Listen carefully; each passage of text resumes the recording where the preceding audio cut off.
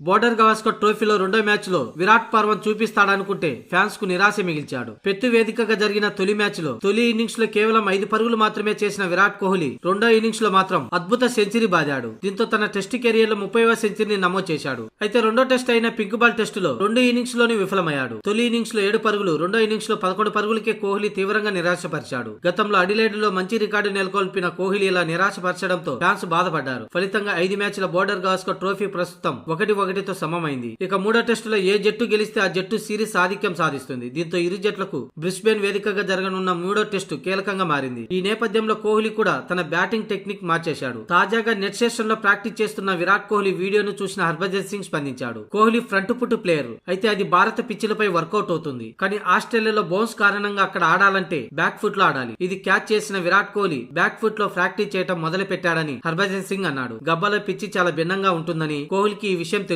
అందుకే Kohli back foot లో practice చేశాడని హర్భజన్ సింగ్ చెప్పుకొచ్చాడు. ఇక మూడో టెస్ట్ లో కోహ్లీ చెలరేగడం ఖాయమని తెలుస్తుంది. మరోవైపు ఈ టెస్ట్ లో రోహిత్ శర్మ కూడా రాణించాల్సి ఉంది. తొలి టెస్ట్ కు దూరమైన రోహిత్ శర్మ రెండో టెస్ట్ కు అందుబాటులోకి వచ్చి రెండు ఇన్నింగ్స్ లోనే విఫలమయ్యాడు. ఓపెనర్ గా త్యాగం చేసి మిడిల్ ఆర్డర్ లో ఆడినా కూడా ఏమాత్రం అంచనాలను అందుకోలేకపోయాడు. మూడో టెస్ట్ లో బ్యాటింగ్ విభాగం మెరుగైతేనే తప్ప గెలిచే అవకాశాలు ఉండవు. అయితే ఈ మ్యాచ్ కు వర్షం ముప్పు పొంచి ఉంది.